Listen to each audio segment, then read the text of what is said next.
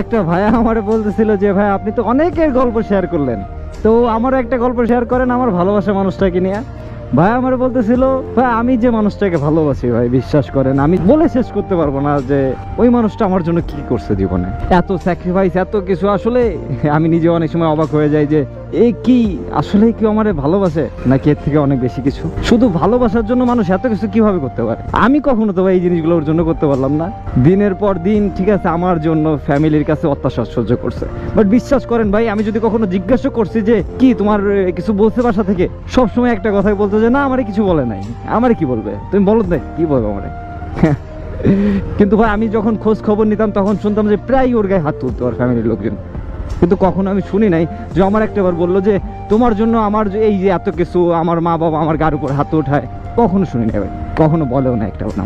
কত সুন্দর সুন্দর ছেলে পেলে, আমার থেকে সুন্দর সুন্দর চেহারা ছেলে পেলে তার পিছে টাঙ্কি মারে লাইন মারে, কখনো দেখিও নাই সে তাদের সাথে একবার কথাও বলছে। অনেক বড় একটা কপাল ছিল যার কারণে এরকম একটা মানুষ পেয়েছে, যার কাছে পুরো দুনিয়াটাই এখনো আমি। বিশ্বাস করতে পারবেন না আমাদের সম্পর্ক 6 বছরের।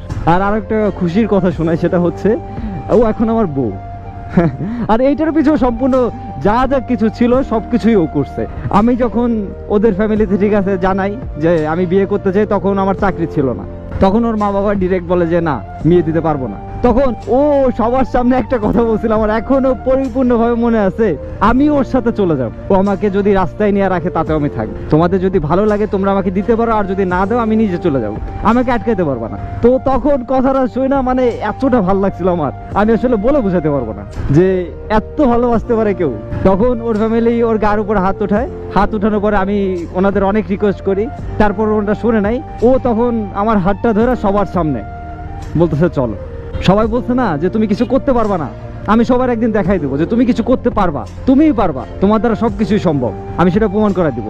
আমার কেন জানি ওর পর থেকে নিজের ভিতরে অন্যরকম শক্তি কাজ করতে থাকতো যে না আমার কিছু একটা করতে হবে, আমার কিছু একটা করে দেখাইতে হবে। আমার ফ্যামিলি অবশ্য আমাদের দুজনকে মেনে নিছিল, অনেক ভালোবাসে আমাদের দুজনকেই, তো আমরা ভালোভাবে চলতেছে সবকিছু।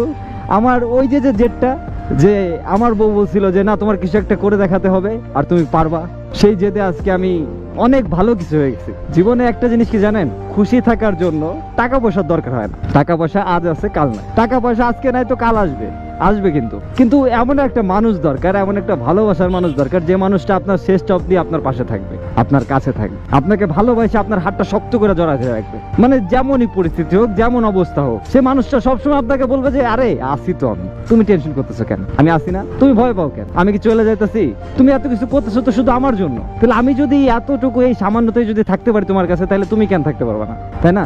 তো থাকো তুমি আমার সাথে, এটাই হবে আমার, আর কিছু লাগবে না। জীবনটা ছোট, আর এই ছোট জীবনে ভালোবাসার মানুষটাকে পেয়ে গেলে যে আনন্দটা অনুভব হয় তা হয়তো বলে বোঝানোর না, আর বলে বোঝানো সম্ভব না। তবে শুধু এটাই বলবো যে ভালোবাসার মানুষকে পাওয়া কিন্তু আসলে একটা ভাগ্যের বিষয়।